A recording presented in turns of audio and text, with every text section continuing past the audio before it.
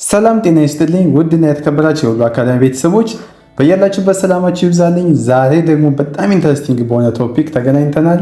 እንግዲህ ባዮሎጂን እንደምታዩት ቻፕተር 5 ጄኔቲክስ ኤንድ ኢቮሉሽን በሚል ቶፒክ ዛሬ በደንብ እንማማራለን። ፋይናል ኤግዛም እዚህ ላይ ይወጣሉ።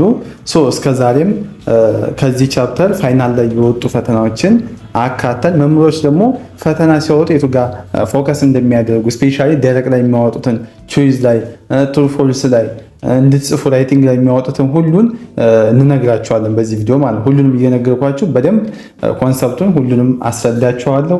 እንግዲህ ለቻናላችን አዲስ የሆናችሁ ተማሪዎች እና ፍሬሽማን ላይ ጥሩ ውጤት መስራት የምትፈልጉ ቻናሉን ሰብስክራይብ በማድረግ ጀምሩ። እንግዲህ ብዙ ከባባድ ኮርሶች ሚድ ኤግዛም እና ፋይናል ኤግዛም ከነመልሶቻቸው ከማብራሪያ ጋር እዚህ ቻናል ላይ ይለቀቃሉ። እንግዲህ ሰብስክራይብ በማድረግ ጀምሩ። ሁላችሁም እንግዲህ ሀሳብ አስተያየታችሁን ኮሜንት ሴክሽን ላይ ጻፉልኝ።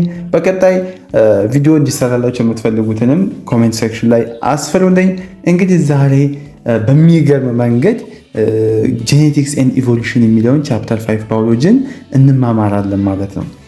የሚገርማችሁ ነገር ጄኔቲክስ ማለት እንግዲህ በባዮሎጂ ውስጥ እንደ አንድ ዋና ምሰሶ የሚቆጠር ሲሆን እንደ ግብርና፣ ሕክምና፣ ባዮቴክኖሎጂ እንደዚህ አይነት መሰል ነገሮች ጋር በርካታ የሳይንስ ዘርፎችን አንድ ጋር የያዘ ወይም ከነኚህ ጋር ግንኙነት ያለው ፊልድ ነው። ከአግሪካልቸር ብትሉ ከሜዲሲን፣ ከባዮቴክኖሎጂ ከነኚህ ጋር ሁሉ ግንኙነት ያለው ፊልድ ነው። Since ancient times, the human has understood the principle of heredity used to improve cross and domestic animals. አያችሁ የሚገርመው ነገር ከጥንት ዘመን ጀምሮ የሰው ልጅ ስለ ሄሬዲቲ መሰረታዊ መርሆች ግንዛቤ ስለነበረው ይህን እውቀት እንዴት ተጠቅሞ የተሻሉ ሰብሎችና የቤት እንስሳትን ለማራባት ችሏል ነው። ለምሳሌ ገበሬዎች እህል የሚሰጡ ተክሎችን በመምረጥና በማዳቀል ምርታማነታቸውን ያሳድጉ ነበር ነው። ይህ ማለት በፊት ጀምሮ ጄኔቲክስ ሄሬዲቲ እንደገባቸው የሚያሳይ ነገር ነው። However, the mechanism to heredity remained the mystery until 19th century and when the genetics emerged as a systematic science. ነገር ግን የሄሬዲቲ ስርዓት እንግዲህ እንዴት እንደሚሰራ ለረጅም ዘመናት ሚስጥር ሆኖ የቆየ ሲሆን በ19ኛው ክፍለ ዘመን ግን ጄኔቲክስ እንደ አንድ ስርዓት ያለው ሳይንስ ብቅ ሲል ይህን ሚስጥር መፍታትም ችሏል ነው። ይህ ወቅት እንግዲህ ሳይንቲስቶች ስለ ህዋሳትና በውስጣቸው ስላሉ ነገሮች ያላዩቸው እውቀት እንደነበረም የተገለጸበት ነው።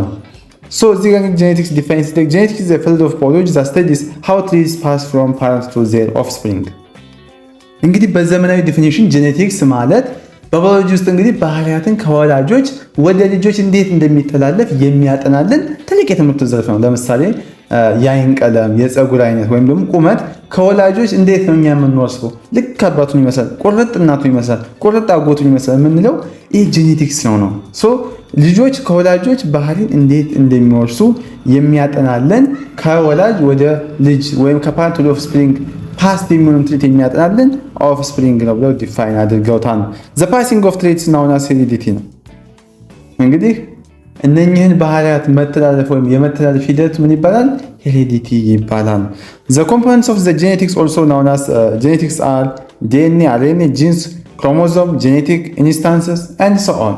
እንግዲህ የጄኔቲክ ዋና ዋና ክፍሎች ዲኤንኤ አንዱ፣ አርኤንኤ፣ ጂንስ፣ ክሮሞዞም እና ጄኔቲክ ኢንሄሪታንስ ናቸው። እነዚህ ክፍሎች እንግዲህ በህይወት ላላቸው ነገሮች ሁሉ መሰረታዊ የሆኑትን መረጃዎች ይይዛሉ። ለምሳሌ በእነዚህ አማካኝነት ነው ቅድም ሄሬዲቲ ያልኳቸው ወይም በሄሬዲቲ ውስጥ ወይም በጄኔቲክስ ውስጥ የጄኔቲክ ዋና ዋና ክፍሎች ናቸው ያልኳቸው አይደል? በእነኛ አማካኝነት ነው እንግዲህ ሄሬዲቲ ተብሎ ትሪቱ ከወላጆች ወደ ልጆች ትራንስፈር የሚደረገው ማለት ነው። ወደፊት ስለምናየው ግልጽ ይሆንላችኋል፣ እንዳትጫነቁ። አሁን ዋናውን ነገር ነው እየነገርኳቸው ያለሁት። ዲኤንኤ ማለት ምን ማለት ነው? DNA or deoxyribonucleic acid molecules contain the genetic information for almost all organisms, providing the instruction for growth, survival, and reproduction. DNA ወይም ዲኦክሳይሪቦኑክሊክ አሲድ ሞለኪውሎች እንግዲህ ለሁሉም ህይወት ላላቸው ነገሮች ማለት ይቻላል የዘረመል መረጃቸው የሚይዙ ሲሆን ለአንድ አካል እድገት፣ ህልውናና ግጭት አስፈላጊ የሆኑትን ትዕዛዞችን ይሰጣል። ማን? ዲኤንኤ። ይህም እንግዲህ እንደ አንድ ትልቅ የህንፃ መሳሪያ ወይም ብሉፕሪንት ልንመለከተው እንችላለን ነው። አጠቃላይ ብሉፕሪንት ነው። የህይወታችን ብሉፕሪንት ነው። ማን? ዲኤንኤ ማለት። The gene is what? Specific sections of DNA molecules that instructs a cell to perform a specific task። እንግዲህ ጂን ማለት ደግሞ የአንድ ዲኤንኤ ሞለኪውል የተወሰነ ክፍል ወይም ለተወሰነ ክፍል ብቻ የሚይዝ ወይም ፓርት ሲሆን ለአንድ ሴል የተለየ ተግባር እንዲያከናውን ትዕዛዝ የሚሰጠው ለአንድ ሴል ማለት ነው። ያችሁ ለምሳሌ አንድ ጅን የአይን ቀለም የሚወስነው ፕሮቲን እንዲመረት ሊይዝ ይችላል። እንደዚህ የሚያደግ እንግዲህ ጅን ነው። ጅን ላይ ነው ዲፔንድ የሚሆነው። ሄሪዲቲ ኢዝ ዋይ ኦፍስፕሪንግ ሪዘምብል ዜር ፓረንትስ። ሄሪዲቲ ደግሞ ልጆች ወላጆቻቸውን የሚመስሉበት ዋና ምክንያት ምንድነው የሚለውን የሚይዝን ሄሪዲቲ እንለዋል። ይህ ሂደት እንግዲህ ባይኖር ኖሮ ከትውልድ ትውልድ የሚተላለፍ ተመሳሳይነት አይኖርም ነበር። ፈጽሞ የተለየ ነገር ይሆን ነበር ነው። በዚህ በሄሪዲቲ አማካኝነት ነው እንግዲህ የወላጆችን ትሪት ልጆች የሚወርሱት ማለት ነው። During the reproduction, DNA is replicated and passed down. እንግዲህ በስነ ተዋልዶ ሂደት ውስጥ ዲኤንኤ ራሱን በመገልበጥ ወይም ሪፕሊኬት በማድረግ ወደ ቀጣይ ትውልድ ይተላለፋል ነው። This inheritance of genetic material shapes the appearance and the behavior of the offspring. ይሄ ዘረመል ቁስ መታለፍ ወይም የዲኤንኤ መታለፍ ደግሞ የልጆችን ገጽታ ባህሪ ይቀርጻል ነው። ምክንያቱም የወላጆቻቸውን እንዲወርሱ ስለሚያስችል ነው። ለምሳሌ አንድ ሰው ረጅም እንደመሆኑ ሌላ ፖይንት ደግሞ እዚህ ጋር environment can influence how genes are expressed። እንግዲህ ኢንቫይሮንመንት ወይም አካባቢ የምንለው ጂን እንዴት እንደሚገለጽ ወይም ኤክስፕረስ እንደሚደረግም ተጽዕኖ ሊያሳድር ይችላል። ኢንቫይሮንመንት ሞቃታማ ሲሆን ስፔሻሊ ሞቃታማ የሆኑ ቦታ ያሉ ሰዎች ለምሳሌ ሁሉም ጥቁር ይሆናሉ አይደል? ምክንያቱም የፀሐይ ጨረሩ በጣም ፊታቸውን ስለሚገርፈው እንደዛ አይነት ነገር ይፈጠራል። ጂንስ ኤንድ ትሪትስ they encode are passed from parent to offspring። እንግዲህ ጂንስ እና በውስጣቸው የያዟቸው ባህሪያት ከወላጅ ወደ ልጅ ይተላለፋሉ። ይህም እንግዲህ የዘረመል መረጃ መተላለፍ የዚህ መተለወጥ መሰረት መሆኑን ያሳየናል። ሞለኪውላር ሜካኒዝምስ reshuffle, duplicate and alter genes creating genetic variations። የሞለኪውል ስርዓቶች እንግዲህ ጂንን በማዋሃድ በመገልበጥና በመለወጥ የዘረመል ልዩነቶች ወይም ጄኔቲክ ቫሪዬሽን እንዲፈጠርም ያደርጋሉ ነው። እነዚህ ሞለኪውላር ሜካኒዝምስ እንግዲህ ጥቅማቸው ይህ ነው። This genetic variation is essential raw material for evolutions። ይሄ ጄኔቲክ ቫሪዬሽን ወይም ለዝግመተ ለውጥ እንግዲህ ወይም ይሄ ኢቮሉሽን ተብሎ የሚጠራው እንደ ዋና ጥሬ ዕቃ ሆኖ ያገለግላል። እንግዲህ ኢቮሉሽን ሲሰራ በጄኔቲክ ቫሪዬሽን ላይ ዲፔንድ ሆኖ የሚሰራው ነው። ጥናቱን ሲያጠኑ በዛ ላይ ዲፔንድ ሆነው ነው ማለት ነው። ይህ ቪዲዮ ከተመቻችሁ ቪዲዮ ላይክ እና ሼር እንዲሁም ቻናሉን ሰብስክራይብ ያደረጋችሁ በተጨማሪ ቪዲዮ ስንለቅ እንዲደርሳችሁ የኖቲፊኬሽን ምልክቱን ኦን በማድረግ የቻናላችን ቤተሰብ ይሁኑ። ያምናው ደግሞ the basic principles of Mendelian genetics and patterns of inheritance። እዚህ ጋር ደግሞ የምናየው ስለ ሜንዴሊያን ጄኔቲክስ የምናየው ይሆናል ማለት ነው። እና ደግሞ ፓተርንስ ኦፍ ኢንሄሪታንስ ምን እንደሚመስል እናያለን። እንግዲህ ባህሪያት የሚታለፍበት መንገድ አንዳንዴም አንድ ትውልድ ዘለው የሚታዩበት ሁኔታ ለመጀመሪያ ጊዜ የተብራራው እንግዲህ በግሪጎር ሜንዴል ነው። እኚህ እንግዲህ ሳይንቲስቶች በዘመናዊ ጄኔቲክስ ታሪክ ውስጥ ትልቅ ቦታ አላቸው ነው። ግሪጎር ሜንዴል እንግዲህ ስለ ጄኔቲክስ፣ ስለ ኢንሄሪታንስ በጣም ስለ ጂን በጣም ያጠና ሰው ነው። በጣም ትልቅ ምሁር ነው። ብዙ ነገሮችን ያበለጸገ እንደ ባዮሎጂ ማለት ነው። Through his experiment within the pear plant breeding, he established 3 principles of inheritance that became the foundations of modern genetics long before gene was discovered. እንግዲህ በአተር ተክል ላይ ባደረጋቸው የዝርያ ማዳቀል ሙከራዎች አማካኝነት 3 የውርስ መርሆች ያቋቋመ ሲሆን እነዚህም ጂን ከመታወቃቸው እንግዲህ ከረጅም ጊዜያት በፊትም ዘመናዊ ጄኔቲክስ መሰረት ሆኖልናል። Traits are passed down in families different patterns which are illustrated using what pedigrees። እንግዲህ ትሪትስ የምናቸው ወይም ባህሪያት በቤተሰብ ውስጥ እንግዲህ በተለያዩ መንገዶች የሚተላለፉ ሲሆኑ ይህም እንግዲህ የቤተሰብ የዘር ሐረግ ሰንጠረዥ ወይም ፔዲግሪስ በመጠቀም ማሳየት ይቻላል። ይህም እንግዲህ የዘረመል በሽታዎችን ለመከታተል እና ለመተንበይም የሚረዳን ነገር ነው። A characteristic that is observable in every generation follows what a dominant inheritance pattern። በእያንዳንዱ ትውልድ ውስጥ እንግዲህ የሚታይ ባህሪ ያለ ወይም ይሄ ካራክተሪስቲክ ተብሎ የሚጠራው ይሄ ባህሪ እንግዲህ ዶሚናንት ኢንሄሪታንስ ፓተርን ይከተላል ነው የሚባለው። ይሄ ማለት ባህሪው የሚገለጸው አሌል ወይም ባህሪው የሚገለጽበት ወይም የሚገልጸው አሌል አንድ ብቻ ቢሆንም እንኳን በደንብ እንደሚገልጽ ስለዛ እንደሚያብራራ ይነግረናል ማለት ነው። ሌላው ደግሞ ሜንዴሊያን ኢንሄሪታንስ is a type of biological inheritance that follows the principles proposed by Gregor Mendel in 1865 and 1866። እንግዲህ ሜንዴሊያን ኢንሄሪታንስ ማለት በ1865 እና በ1866 በግሪጎሪ ሜንዴል በተሰየመው ሰውዬ የቀረቡትን መርሆች የሚከተል ባዮሎጂካዊ ውርስ አይነት ነው። these principles was rediscovered in 1900። እነኚህ ፕሪንሲፕሎች እንደገና በ1900 ዲስከቨር ተደርገዋል። እንደገና በደንብ ጥናት ተደርጎባቸዋል። In 1915, they were integrated within the Boveri-Suiten chromosome theory of inheritance by Thomas Hunt Morgan, becoming the core classical genetics. በ1915 እነዚህ መርሆች ሲሆን በቶማስ ሃንት ሞርጋን አማካኝነት ከቦቨሪ ሱተን ክሮሞዞም ቲዎሪ ኦፍ ኢንሄሪታንስ ጋር ተቀናጅተው የክላሲካል ጄኔቲክስን ዋና አካል ሆነዋል ነው። ይህም እንግዲህ የጂንና የክሮሞዞም ግንኙነትንም የአብራራ ኮንሰፕት ነበር ነው። ይሄ በ1915 ፕሮፖዝ የተደረገው ማለት ነው። ሌላው ደግሞ ሮናልድ ፊሸርስ ኮምባይንድ ዘ አይዲያስ ዊዝን ዘ ቲዎሪ ኦፍ ናቹራል ሴሌክሽን ኢን 1930 ፎርሚንግ ዘ ቤዚስ ፎር ፖፑሌሽን ኦፍ ዋት ጄኔቲክስ። በ1930 ደግሞ ሮናልድ ፊሸር እነዚህን ሀሳቦች ከናቹራል ሴሌክሽን ንድፈ ሀሳብ ጋር በማጣመር የፖፑሌሽን ጄኔቲክስ መሰረት እንዲጥልም አድርጓል ነው። እሱም በዚያ በደንብ ጥናት አድርጓል። ሌላው ደግሞ ግሪጎር ጆን ሜንዴል የተባለው ሰውዬ ደግሞ ምን አድርጓል? ብዙ መሰረታዊ ሙከራዎች ያካሄደው እንግዲህ በገዳም የአትክልት ስፍራ ውስጥ ነበር ነው። እንግዲህ በአተር ተክሎች ላይ በፒዛ ሳቲቨም ላይ ብዙ ሙከራ አድርጎ ነበር። የአተር ተክሎች እንግዲህ የመረጠበት ምክንያት ለማሳደግ ቀላል ስለሆነ የተለያዩ ግልጽ ባህሪያት ስለነበሯቸው ነበር ነው። እንግዲህ ግሪጎር ጆን ሜንዴል የተሰየው ሰውዬ ብዙ ምርምር አድርጓል ነው። Although Mendel's results were largely ignored in his time, they were later discovered around 1900. ምንም እንኳን የሜንዴል ውጤቶች እንግዲህ በዘመኑ ችላ ተብሎ የነበሩ ቢሆንም ከጊዜ በኋላ ደግሞ በ1900 አካባቢ ሌሎች ሳይንቲስቶች እንደገና የራሳቸውን ሀሳብ አንስተው ወይም ትልቅ እውቅናም ያገኘበት ነበር ነው። ብዙ ነገሩ ተቀባይነት ያገኘበት ነው። ለሌሎችም በር የከፈተ ሳይንቲስት ነው።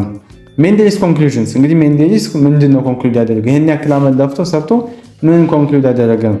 እንግዲህ የሜንዴል ግኝት እንግዲህ ሳይንቲስቶች የሂሳብ ስሌት ወይም ማቴማቲካል ፕሮባቢሊቲ በመጠቀም የባህሪያትን መግለጽ እንዲጠቀሙ ወይም እንዲተነበዩ ማስችሏቸዋል። ይህም እንግዲህ ጄኔቲክስን ይበልጥ ትክክለኛ ሳይንሳዊ እንዲሆንም ያደረገበት መንገድ ነው። ማቴማቲካል ፕሮባቢሊቲ መጠቀሙ ሞር ወደ ማቴማቲክሱ የተሄደበትን መንገድ ያሳየናል። እንግዲህ የመጀመሪያ የምናየው ካራክተርስ አር ዩኒቲ ነው። ዲስክሪት ፕሪቨርስ ቨርሰስ ዋይት ፍላወርስ እንግዲህ ባህሪያት ነጣጥለው የሚታዩባቸው ነበሩ ነው። እዚያ ማለትም ተቀላቅለው አይደለም። ለምሳሌ የአበባ ቀለም ወይን ጠጅ ወይም ነጭ እንጂ በመካከላቸው ያለ ቀይ ቀለም ወይም የሆነ ቀይ ቀለም ላይኖር ይችላል። ይህም እንግዲህ እያንዳንዱ ባህሪ በተለየ ጂን እንደሚቆጣጠሩም ያሳየናል። መለያየታቸው የተለየ ጂን መኖሩን ያሳየናል።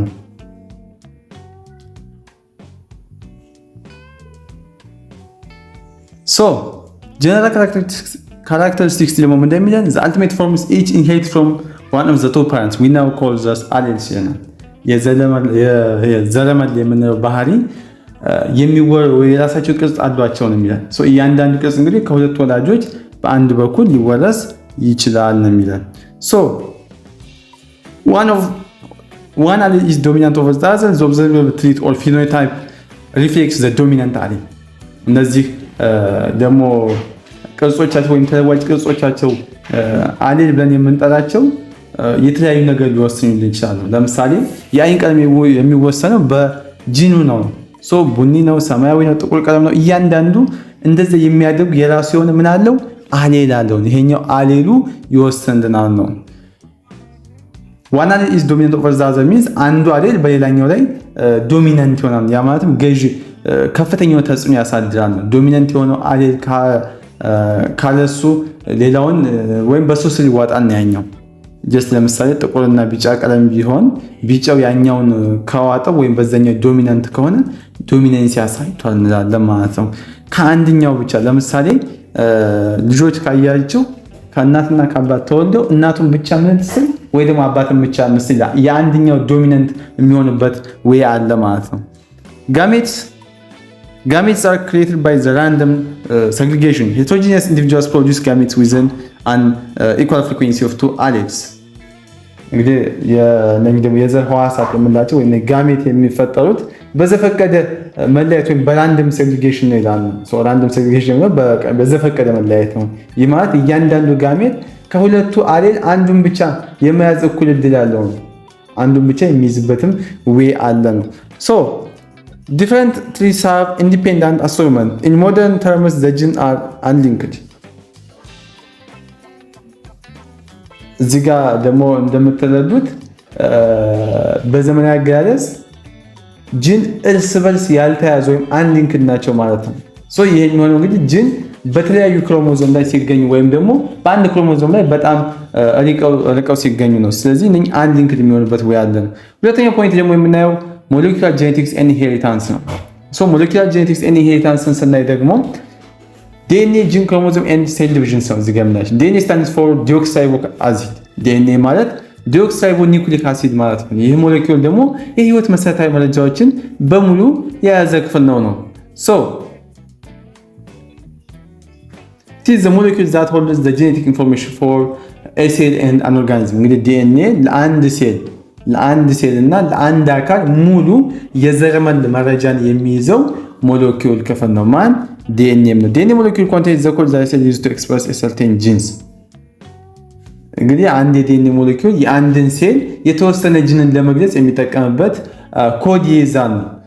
ራሱን የሚይዘው ምን አለ? ኮድ አለ። ሶ ስፔሲፊክ ሴክሽን ኦፍ ዲኤንኤ ፕሮቫይድስ ዘ ኢንፎርሜሽን ቱ ቢልድ ፕሮቲንስ። የተወሰኑ የዲኤንኤ ክፍሎች እንግዲህ ፕሮቲንን ለመገንባት የሚያስፈልገውን መረጃ ይሰጡናል ነው። ፕሮቲን ደግሞ በሴል ውስጥ ያሉትን አብዛኛውን ስራዎች የሚያከናውንልን ነው። ሶ ዲኤንኤ ኤግዚስት አስ ሎንግ ሊነር ሞለኪውል ኮልድ ስትራንድ። እንግዲህ ዲኤንኤ ስትራንድ ተብሎ በሚጠራ ረጅም ቀጥ ያለ ሞለኪውል መልክም የሚገኘው ዲኤንኤ በእንደዚህ ማየት ይገኛል ነው። The two strands bond together to form a DNA double helix። እንግዲህ ሁለት ስትራንዶች እርስ በርስ በመተሳሰር የዲኤንኤ double helix በመባል የሚታወቀውን ይሄ ጠምዛዛ አይነት መልክ በኋላ ግራፍ ላይ ያሳያቸዋል። ያንን ቅርጽ ይፈጥራሉ ነው። ሶ ይህ ቅርጽ እንግዲህ ዲኤንኤን ከጉዳት ለመጠበቅም ይረዳዋል። ጠምዛዛ መሆኑ ከጉዳት እሱን ፕሮቴክት ያደርገዋል ነው። ሶ in eukaryotic cell DNA found tightly coiled within the nucleus። እንግዲህ በኢካሪዮቲክ ሴል ውስጥ ወይም ዩካሪዮቲክ ሴል የምንላቸው ውስብስብ ህዋሳት ናቸው። በዚህ ዩካሪዮቲክ ሴል አብዛኞቹ ስታዩት ውስብስብ ናቸው። ሶ በእነኚህ ውስጥ እንግዲህ ዲኤንኤ ሞለኪውል በኒኩለስ ውስጥ እንግዲህ በጥብቅ ተጠቅሎ ይገኛሉ። በደንብ በጥብቅ ተጠቅሎ የምናገኘው ነው። ሶ ዲኤንኤ ሞለኪውልስ አር ሪፕሊኬትድ ዱሪንግ ሴል ዲቪዥንስ ኢንሹሪንግ ዛት ዘ ቱ ኒው ሴልስ ሃቭ ዘ ሴም ዲኤንኤ አስ ዘ ኦሪጂናል። እንግዲህ ዲኤንኤ ሞለኪውሎች በሴል ዲቪዥን ጊዜ ራሳቸውን ይገለብጣሉ ወይም ሪፕሊኬት ያደርጋሉ። ይህም እንግዲህ ሁለት አዲስ የሚፈጠሩ ሴሎች ከመጀመሪያው ሴል ጋር ተመሳሳይ ዲኤንኤ እንዲኖራቸውም የሚያደርጉ ናቸው ነው። ሶ in sexual reproductions receive half of their DNA from each parent። እንግዲህ በሴክሹዋል ሪፕሮዳክሽን ጊዜ ልጆች እንግዲህ ግማሽ ዲኤንኤያቸውን ከእናት ግማሽ ደግሞ ከአባት ያገኛሉ ነው። እዚህ ጋር ደግሞ የምናየው structures of DNA and chromosome የዲኤንኤ ስትራክቸር እና ክሮሞዞም ምን ይመስላል የሚለው እናያለን። So a chromosome is a tree-like structure made up of DNA and histone. Histone means what? A set of global proteins። እንግዲህ በክሮሞዞም ወይም ክሮሞዞም ከዲኤንኤ እና ከሂስተን ወይም ሂስተን ብለን የምንጠራው የፕሮቲን ስብስብ የተሰራ ሲሆን ክር መሰል መዋቅር ነው ይለናል። ሶ ከዲኤንኤ እና ከሂስተን የተሰራ ክር መሰል ነገር እንለዋለን፣ ክሮሞዞም እንለዋለን። ክሮሞዞም እንግዲህ የዘረመል መረጃዎችን በስርዓት በማደራጀት በማሸግ ትልቅ ሚና ይጫወታል ነው። ሶ ክሮሞዞም እንግዲህ እነኚህ ሁሉ መረጃዎች በአንድ የሚይዝልን ነው። ዲኤንኤ ስቶርስ ጄኔቲክ ኢንፎርሜሽን። ዲኤንኤ ደግሞ የዘረመል መረጃዎችን እያንዳንዱን ኢን ዲቴል የሚያስቀምጥልን ነው።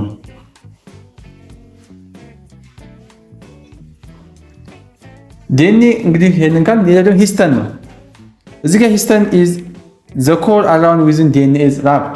እንግዲህ ሂስተን ደግሞ ዲኤንኤ የሚቀላቀልበትን በዋናው ክፍል ነው። ይሄም እንግዲህ ዲኤንኤ ሳይበላሽና ሳይጠላለፍ በኒኩለስ ውስጥ እንዲቀመጥም የሚያደርገው ነው። ክሮማቲን ኢዝ ሉዝሊ ኦርጋናይዝድ ፎርም ኦፍ ክሮሞዞም ኢን ኤን ዲቫይዲንግ ሴል ዌን ኤ ሴል ፕሪፔርስ ቱ ዲቫይድ ዘ ክሮማቲን ኮንደንስ ቱ ፎርም ቪዚብል ክሮሞዞምስ። እንግዲህ ክሮማቲን ደግሞ በከፊል ሴል ውስጥ የሚገኝ ልዩ የሆነ የክሮሞዞም አደረጃጀት ነው ወይም የነሱ የተዋቀረ ክፍል ነው። ሴል እንግዲህ ለመከፈል ሲዘጋጅ ክሮማቲን እየተጨመቀ ወደ ግልጽ ክሮሞዞም ይቀየራሉ። ግን መጀመሪያ ሴል ዲቫይድ ከማድረጉ በፊት ክሮማቲን መዘጋጀት ያስፈልገዋል። ክሮማቲን የምንለው እንግዲህ ያንን ነው። when a cell prepares to divide the chromatin condenses to form a visible chromosome። እንግዲህ አንድ ሴል ለመከፈል ወይም ራሱን ሪፕሊኬት ለማድረግ ሲዘጋጅ ክሮማቲን ክሮማቲን እንትን ይላል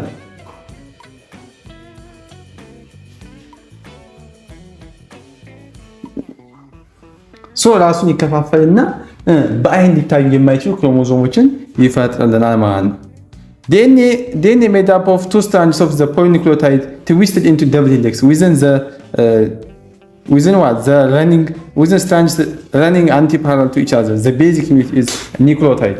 እንግዲህ DNA እርስ በርስ በተቃራኒ አቅጣጫ አንቲ ፓራላል ከሚጓዙ ሁለት የፖሊኒውክሊዮታይድስ ስትራንድ የተሰራ ሲሆን እነዚህም እንግዲህ ወደ ደብል ሄሊክስ ቅርጽ ተጠምዝዘው ይገኛሉ ነው። እንግዲህ እስኪ በደንብ በስትራክቸሮችን እያየን ስንሄድም ይገባናል። እንግዲህ አራት አይነት ኒውክሊዮታይዶች አሉ ነው። እንግዲህ ከአሁን በፊትም በሃይስኩል እንደተማራችሁት ይመጣሉ። ባይዘው ነኝ ፈተና ላይ በደንብ ያዙ። አራት አይነት ኒውክሊዮታይዶች አሉ። የመጀመሪያው አዴናይን ነው ወይም ደግሞ ሲምቦሉ በኤ ይገለጻል። ሁለተኛው ደግሞ ጓናይን ነው በጂ ይገለጻል ነው። ሶስተኛው ሳይቶሲን ነው በሲ ይገለጻል። አራተኛው ደግሞ ቲያሚን ነው። ይሄ ደግሞ ቲያሚን በዲኤንኤ ወይም ዩራሲል ነው በአርኤንኤ የሚባለው። ቲያሚን እንግዲህ ዲኤንኤ ውስጥ ብቻ የሚገኝ ነው። እንግዲህ የቲያሚን አይነት ደግሞ አርኤንኤ ውስጥ የሚገኝ ምንድነው ከተባላችሁ ዩራሲል ትባላለች ነው አርኤንኤ ውስጥ የምትገኝ። ስለዚህ ቲያሚን ዲኤንኤ ውስጥ ብቻ የሚገኘው ማለት ነው። ሌላው ደግሞ ኦል ኒውክሊዮታይድስ እንግዲህ ሁሉ እዚህ ጋር እንደምትመለከቱት እዚህ ጋር ስክሪን በደንብ እንትን ላሳያችሁ። ኦል ኒውክሊዮታይድስ ሃቭ 3 ኮምፖነንትስ። እንግዲህ ሁሉም ኒውክሊዮታይዶች ሶስት ዋና ዋና ክፍሎች አሏቸው። እንግዲህ የመጀመሪያው ዘ ፎስፌት ግሩፕ ነው። እንግዲህ ፎስፌት ግሩፕ የሚባለው እንግዲህ አንዱ የኒውክሊዮታይድ ክፍል ነው። ሁለተኛው ደግሞ ፔንቶስ ሹገር ነው። ዲኦክሲራይቦስ ኢን ዲኤንኤ ኤንድ ራይቦስ ኢን አርኤንኤ። እንግዲህ ፔንቶስ ሹገር ስንል በአርኤንኤ እና በዲኤንኤ ሲሆን ይለያያል ነው። ዲኦክሲራይቦስ የምንለው በዲኤንኤ ውስጥ የሚገኘው ፔንቶስ ሹገር ሲሆን ራይቦስ የምንለው ደግሞ በአርኤንኤ ውስጥ የሚገኘው ፔንቶስ ሹገር ነው ማለት ነው። እንግዲህ ሁለተኛው ነው። አራተኛው ደግሞ ዋን ኦፍ ዘ ፎር ናይትሮጀስ ቤዝ ነው። ከአራቱ እንግዲህ ናይትሮጀስ ቤዝ መካከል አንደኛውን መያዝ አለበት ነው። እነኚህ እንግዲህ ሶስቱ የኒውክሊዮታይድ ኮምፖነንት ናቸው ማለት ነው። The sugar phosphate, the backbone holds the nucleotide together in a strand. The bases for strand pair within the base other according to the base pairing. እንግዲህ የሹገር ፎስፌት አጥንት እንግዲህ ኒውክሊዮታይድን በአንድ ስትራንድ ላይ አንድ ላይ አያይዞ የሚይዝልን ፓርት ነው። እዚህ ጋር ደግሞ እንግዲህ ሌላው የምናየው እንግዲህ በስትራንድ ውስጥ የተለያዩ ነገሮች አሉ ነው። በአንድ ስትራንድ ላይ ያሉ ቤዝ እንግዲህ በሌላኛው ስትራንድ ላይ ካሉ ቤዝ ጋር የሚጣመሩበት እንግዲህ በቤዝ ፔሪንግ ህግ መሰረት ነው።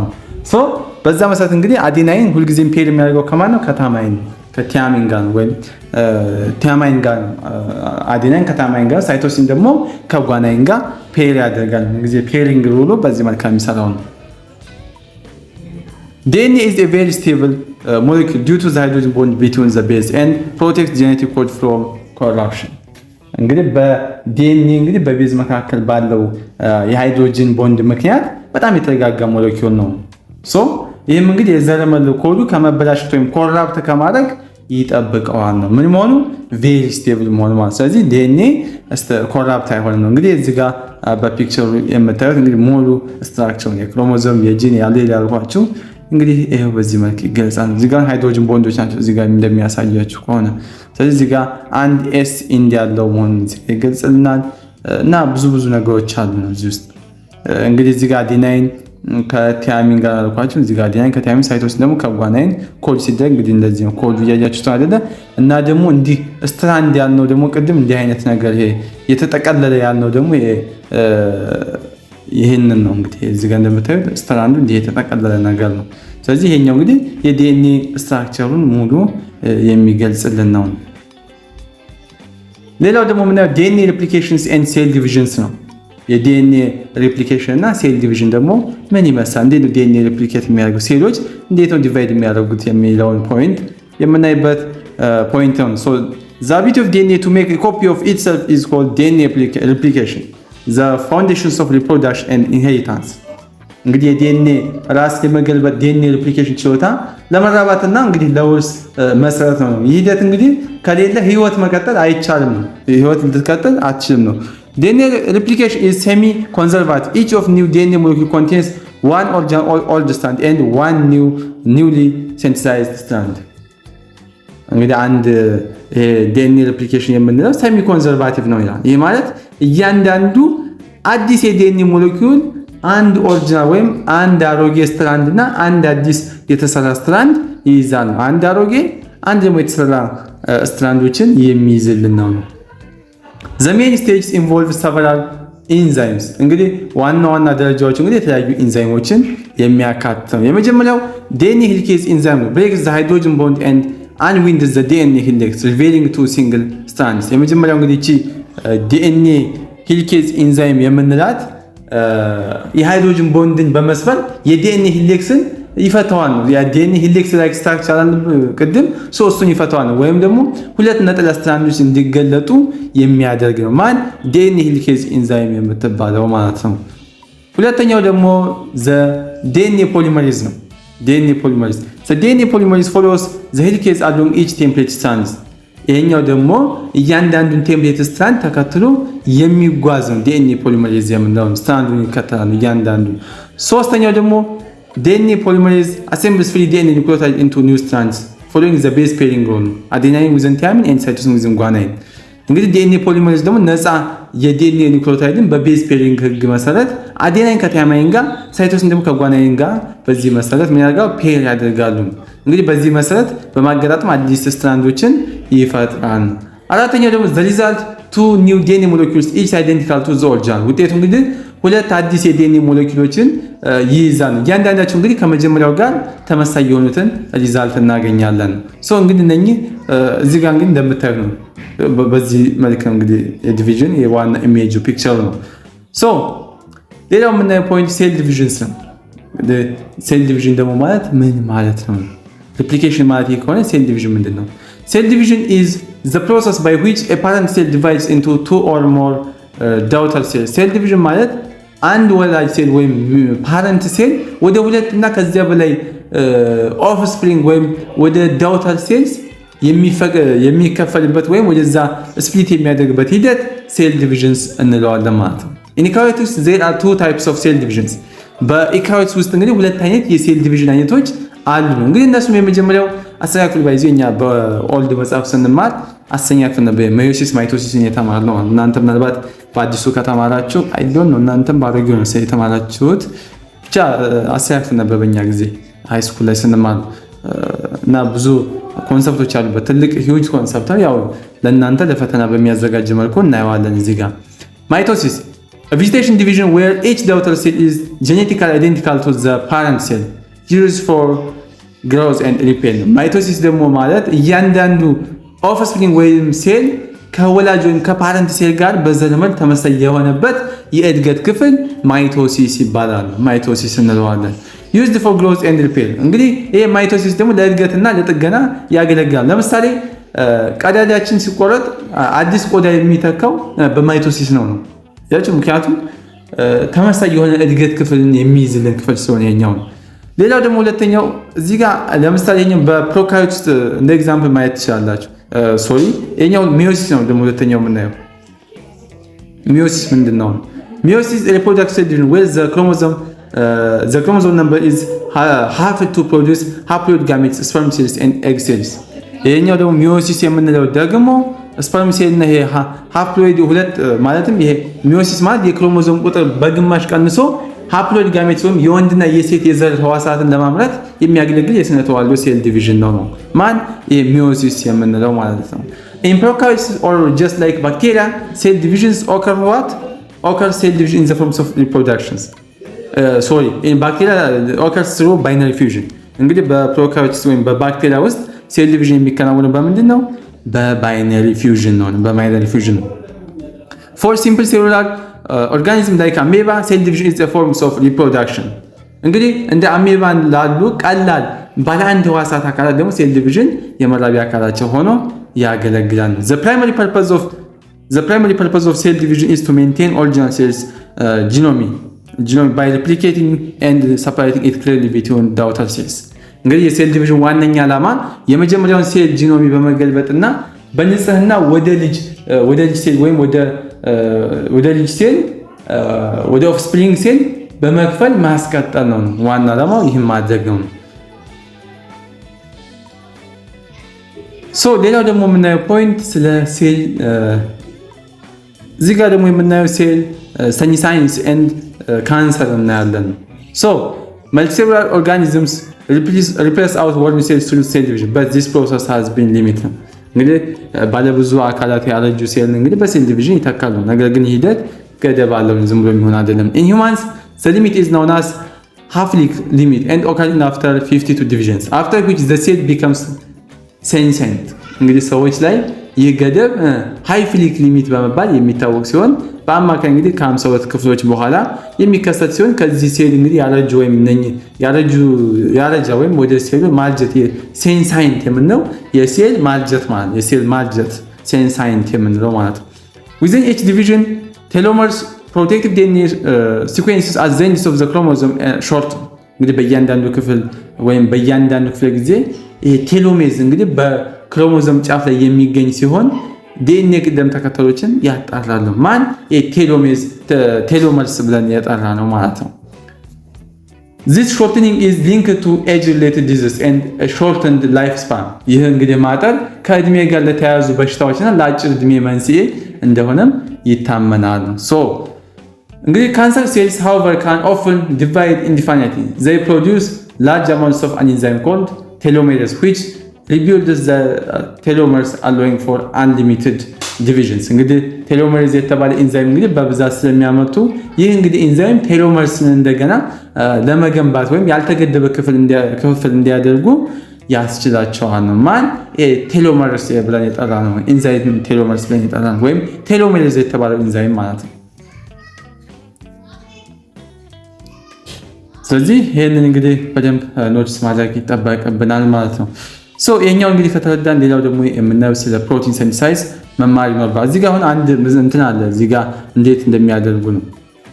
እዚህ ጋር እንግዲህ መጀመሪያ የምታይ ባይነሪ ፊውዥን ነው። ባይነሪ ፊውዥን ማለት ዲኤንኤው ሪፕሊኬት ያደርጋል ነው ባይነሪ ፊውዥን ማለት። ያ ማለት መጀመሪያ የነበረው አንድ ዲኤንኤ ወደ ሁለት ይከፈላል ነው። ያ ማለት ሁለት ሴል ይሆናል ማለት ነው። ወደ ሁለት ሴል ባይነሪ ፊውዥንስ ማለት ሴሉ እንደውም ባይዘው የገጠር ልጅ ከሆናችሁ ቅንጭብ ታውቃላችሁ። ቅንጭብ የምታውቁ ከሆነ ወደ ኢንሶ የምታውቁ ከሆነ ዛፉ በፍሬው አይደለም የሚተከው። ግንዱን ትቆርጡና ወስዳችሁ ስትተክሉ ዝም ብሎ ማለት ይጸድቃል። ግንዱ የሚቆርጠው ባይዘው ከተማ ልጆች ትንሽ ግር ሊላችሁ ይችላል።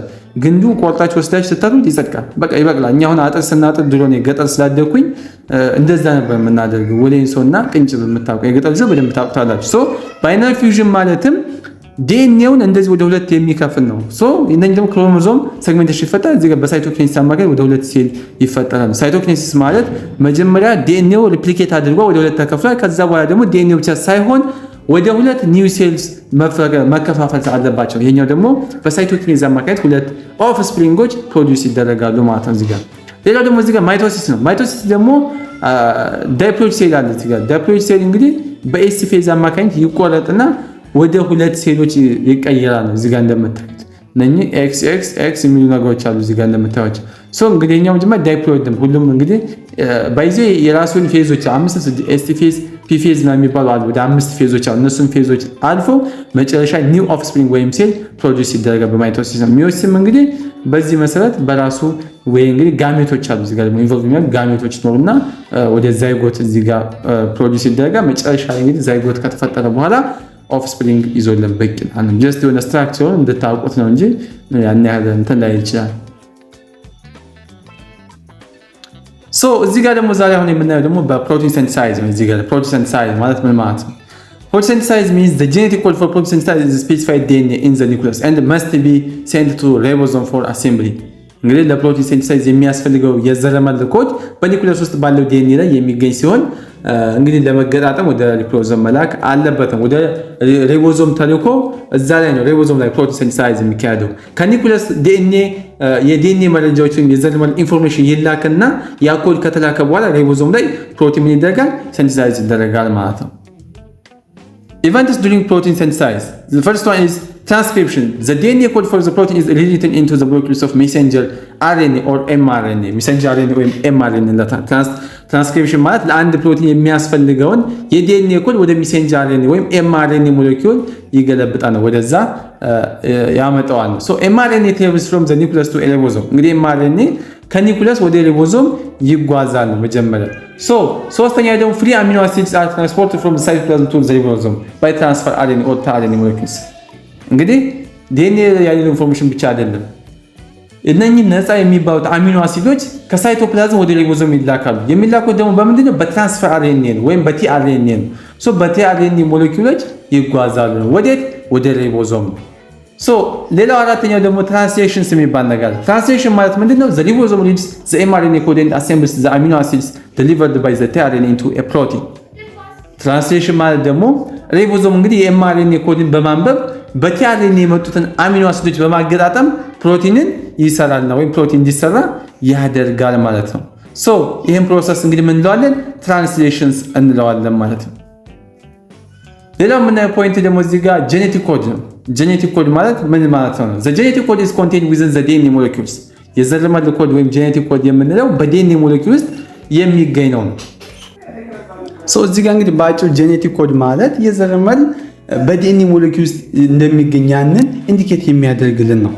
ሶ እንግዲህ ጂን ማለት ደግሞ እዚህ ኮንሰፕት ላይ የቤዝ ትሪፕሌት ቅደም ተከተል ሲሆን ለአንድ ስፔሲፊክ ፕሮቲን እንግዲህ ያንን ኮድ የሚይዝልን ነው ማለት ነው። ምን ጂን የምንለው ማለት ጂን ማለት ቤዝ ትሪፕሌት ነው። የቤዝ ትሪፕሌት ቅደም ተከተሎችን ይዞ የዛን የስፔሲፊክ ፕሮቲን ምን ይዛል?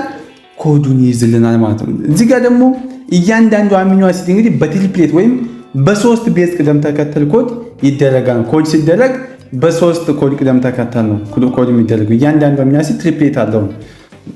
3 ቤዝ ነው። በሲኩዌንስ ኦፍ 3 ቤዝ የሚለንም ለዛ ነው። ሶ ይሄንን ኖቲስ ማድረግ ይጠበቅብናል።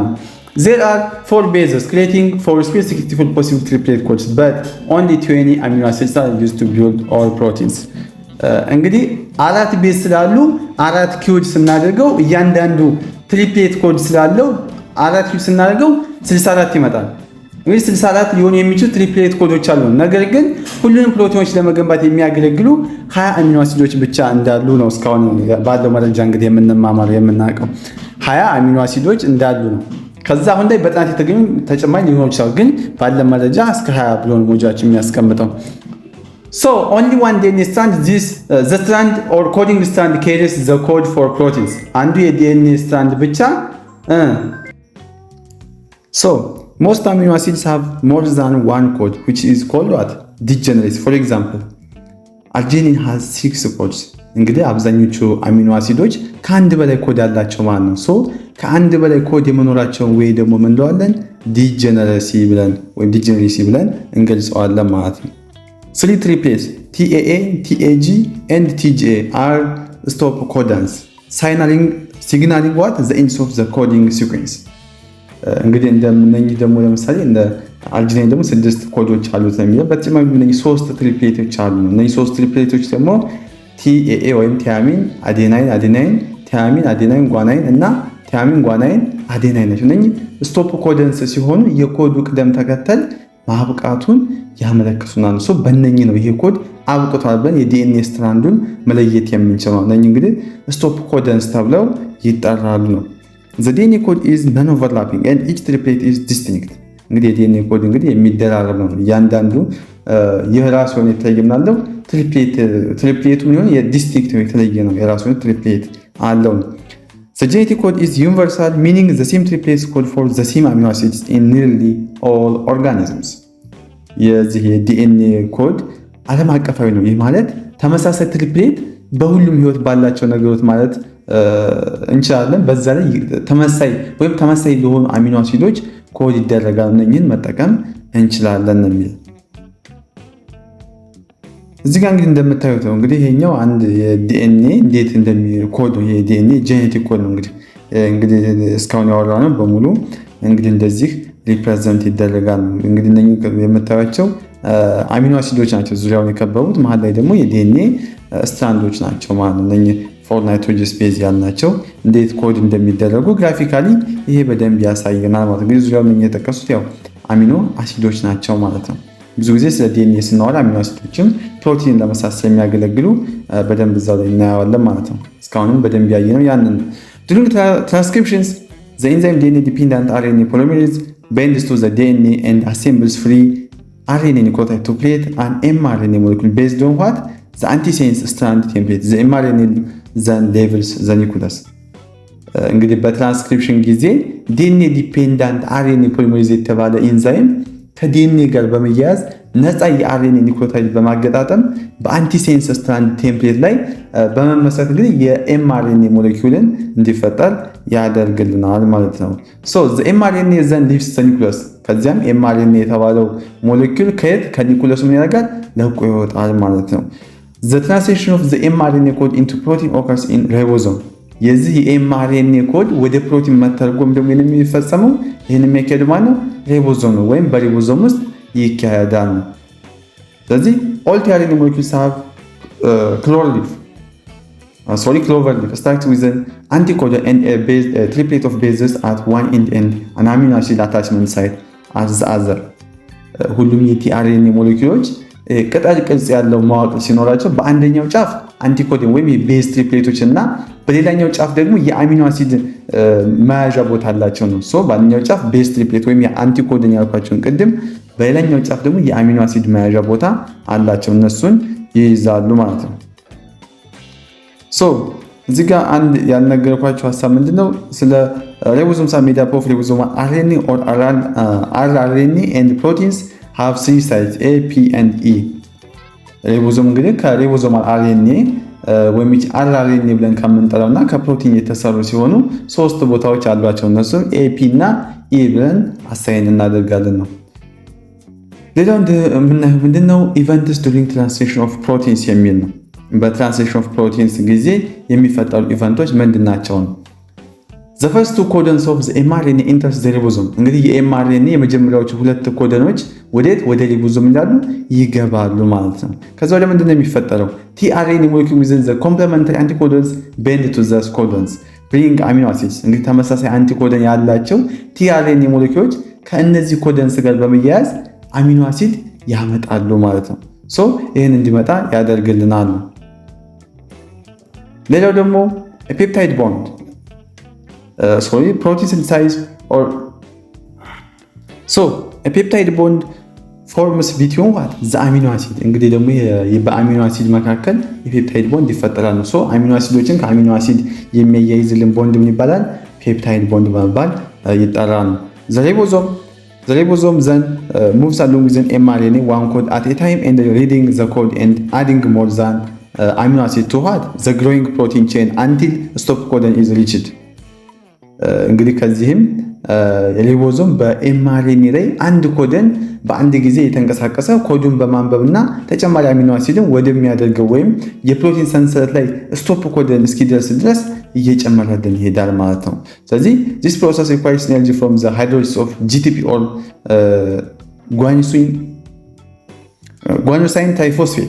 ይህ ሂደት እንግዲህ ከጂቲፒ ወይም ጓኖሳይን ትራይፎስፌት ሃይድሮላይስ የሚገኝ ኃይልን ይጠይቃል። በዚህ በሃይድሮላይስ አማካኝነት ያን ኤነርጂ የሚያገኘው ማለት ነው። ፕሮቲን ሲንተሳይዝ ኢን ፕሮካሪዮት ኢዝ ሲሚላር ቱ ዩካሪዮት በት ዊዝን ሳም ኬ ዲፈረንሰስ። እንግዲህ በፕሮካሪዮት ውስጥ ያለው የፕሮቲን ሲንተሳይዝ ከዩካሪዮት ጋር ተመሳሳይ ነው። እንግዲህ ተመሳሳይነት አላቸው፣ ግን አንዳንድ ቁልፍ ልዩነቶችም አሉ። ለምሳሌ እስኪ እናያቸው። ፕሮካሪዮቲክ ሴልስ ሃቭ ኖ ኒኩለስ። እንግዲህ እንደምታውቁት ባለፈው እንደነገርኳቸው ፕሮካሪዮቲክ ሴሎች ምን የላቸውም? ኒኩለስ የላቸውም ነው። ስለዚህ ፕሮካሪዮቲክ ኤምአርኤንኤ ፖስት ትራንስክሪፕሽን ፕሮሰሲንግ አያስፈልገውም ነው። ምክንያቱም ኤግዘንስ ወይም ኮድ የሚያደርጉ ጂኖች ብቻ ስላሉት፣ ኢንትሮንስ ወይም ይሄ ኮድ የማይደረጉ ጂኖች ስለሌሉት በዚህ አያስፈልገውም ነው። ስለዚህ ፕሮካሪዮቲክ ኤምአርኤንኤ ፖስት ትራንስክሪፕሽን ፕሮሰሲንግ ምን የለውም? አያስፈልገውም ነው። ስለዚህ ኤግዞኖች እና ምን ብቻ ያሉት ኤግዛም ብቻ ያሉት እንጂ ኢንትሮንስ ያሉትም። ስለዚህ በዚህ ምክንያት ኤምአርኤንኤ ፖስት ትራንስክሪፕሽን ፕሮሰሲንግ አያስፈልገውም ይለናል ማለት ነው። ትራንስክሪፕሽን ኤንድ ትራንስሌሽን አር ካፕልድ። ትራንስክሪፕሽን ኤንድ ትራንስሌሽን አር ዋት? ካፕልድ ሚኒንግ ዘ ትራንስሌሽን ካን ቢግን ዋን ኢንድ ኦፍ አን ኤምአርኤንኤ ዶንት ፎርጌት mRNA molecule, don't forget, while the other end is still being transcribed from the DNA። ትራንስክሪፕሽን እና ትራንስሌሽን የተጣመሩ ናቸው። ይህ ማለት ትራንስሌሽን እንግዲህ በአንድ የኤምአርኤንኤ ሞሌኪውል ጫፍ ላይ ሊጀመር ይችላል ነው። በሌላኛው ጫፍ ደግሞ ገና ከዲኤንኤ እየተገለበጠም እያለ ሊጀመር ይችላል። እነኚህ ፖይንቶች መያዝ ይጠበቅባቸዋል። ሌላው ምናየው እዚህ ጋር ደግሞ ትራንስ አሚኔሽን የሚባል ነገር አለ። ትራንስ አሚኔሽን ማለት ምንድን ነው? ትራንስ አሚኔሽን is a process where the amino acid groups of an amino acid is transferred a keto acid forming a new amino acid። አያችሁ፣ ትራንስ አሚኔሽንስ የምንለው ደግሞ ትራንስ አሚኔሽን ማለት አንድ አሚኖ አሲድ ግሩፕ ወይም አንድ አሚኖ አሲድ ግሩፕ ወደ ኬቶ አሲድ ተላልፎ አዲስ አሚኖ አሲድ የሚፈጠርበት ሂደት እንለዋለን፣ ትራንስ አሚኔሽን እንለዋለን ማለት ነው። ያዙ ፈተና ላይ ትመጣች አትቀርም። So we cannot produce all amino acids this way. Those we must obtain from what? Our diet are called essential amino acids። እንግዲህ ሁሉንም አሚኖ አሲዶች በዚህ መንገድ ማምረት አንችልም ነው። ከአመጋገባችን ማግኘት ያለብን ኢሴንሻል አሚኖ አሲዶች ብለን እንጠራቸዋለን። ከምንመገበው ምግብ ነው እንጂ አብዛኞቹን አሚኖ አሲዶች የምናገኛቸው። ስለዚህ ሁሉንም በዚህ መንገድ አናመርትም ነው፣ በትራንስአሚኔሽን አማካኝነት አናመርትም ነው። ሌላው የምናየው ደግሞ ኮንትሮልስ ኦፍ ጂን ኤክስፕሬሽንስ ነው። ጂኖችን ደግሞ ጂን ኤክስፕሬሽን እንዴት ኮንትሮል እናደርጋለን የሚል ፖይንት ነው የምናየው። ጂንስ ካን ቢ ስዊችድ ኦን ኦር ኦፍ። እንግዲህ ጂን እንደ መብራት ማጥፊያ ሊከፈቱም ሊዘጉም ይችላሉ ማለት ነው ጂኖች። how to do that? እንግዲህ ያን እንዴት ነው ማድረግ የምንችለው? Genes are switched on by transcription factors, proteins that bend to a promoter sequence of DNA needs the gene, allowing RNA polymerase to bend and transcribe the gene. ጂን እንግዲህ የሚከፈቱት በትራንስክሪፕሽን ፋክተር ነው። ጂኖች ኦን እንዲሆን የሚያደርገው ትራንስክሪፕሽን የተባለው ፋክተር ነው። እነዚህ ፕሮቲን እንግዲህ ከጂን አጠገብ ካለው የዲኤንኤ ፕሮሞተር ሲኩዌንስ ጋር በመያያዝ አርኤንኤ ፖሊመሬዝ እንዲይዝና ጂን እንዲገለበጥ ያስችሉታል ማለት ነው። እንግዲህ በዚህ ወይ ነው ጂኖች ምን የሚደረጉት ኦን የሚደረጉት በምንድነው አልኳቸው? ባይዋል ትራንስክሪፕሽን ፋክተርስ ነው። ይህንን ነገር እንዳትዘነጉ። ጂንስ ካን ቢ ስዊችድ ኦፍ Genes can be switched off or silenced by factors like short interfacing RNA or siRNA. siRNA molecules are short and double-stranded RNA. እንግዲህ ጂኖች ደግሞ ኦፍ ይደረጋሉ ብያቸዋለሁ። ጂን እንዴት ነው ኦፍ የሚደረጉ ካን ጂን እንደ ሾርት ኢንተርፌሲንግ RNA ወይም ይሄ siRNA ባሉ ነገሮች ሊዘጉ ወይም ሊጠፉ ስዊች ኦፍ ሊደረጉ ይችላሉ ነው። እቺ siRNA ሞለኪውሎች ደግሞ ምንድን ናቸው? አጫጭርና ባለሁለት ስትራንድ RNA ናቸው። በእነኚህ ምክንያት እንግዲህ ጂኖች ስዊች ኦፍ ሊደረጉ ይችላሉ ማለት ነው።